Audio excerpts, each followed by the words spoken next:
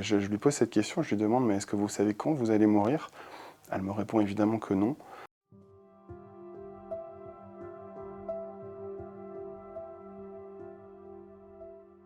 Donc dans mon unité de soins palliatifs, j'accompagne une patiente en proie à une grande tristesse. Elle a conscience qu'elle aborde les derniers instants de sa vie.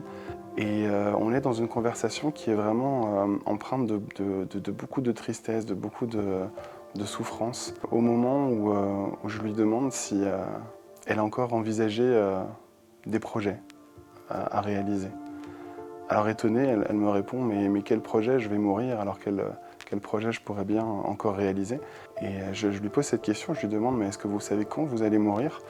Elle me répond évidemment que non. Et je lui dis « alors qu'est-ce qu'on fait de cet intervalle, de ce moment durant lequel on ne sait pas et qui peut durer un court ou un long moment ?» Je lui dis avec un sourire qu'on est vendredi ce jour-là, que je suis absent le week-end, que je reviens lundi et que lundi elle aura peut-être une réponse à formuler à cette question. Le lundi suivant, donc quand je retourne dans sa chambre, j'aperçois sur le tableau en face de son lit 2 dessins d'enfants que je complimente parce que je les trouve très jolis, très colorés.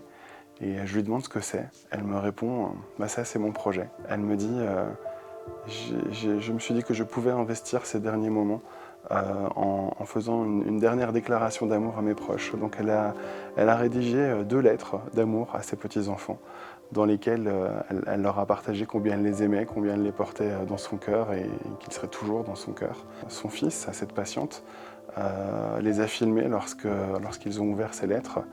Et en retour, ces 2 petits-enfants, du coup, lui ont réalisé chacun un dessin qu'elle a affiché donc, sur ce tableau en face de son lit. Et elle me dit bah, c'est grâce à vous en fait. Si on n'avait pas eu cette conversation, j'aurais sans doute jamais pensé que je pouvais faire ça de ces derniers instants. Ma première rencontre finalement avec les soins palliatifs, ça a été l'accompagnement de mon arrière-grand-mère. Alors on n'était pas dans une unité de soins palliatifs, mais c'était mon premier accompagnement de fin de vie.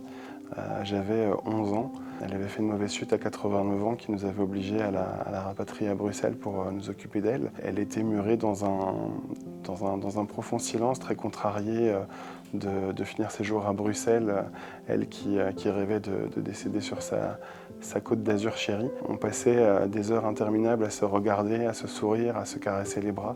Je pense que quand j'ai fait mes premiers pas en soins palliatifs, son souvenir m'est très régulièrement revenu à la mémoire et je me suis rendu compte à quel point son accompagnement était une expérience que j'avais envie et besoin de reproduire et dans laquelle je sentais que j'avais quelque chose à exprimer.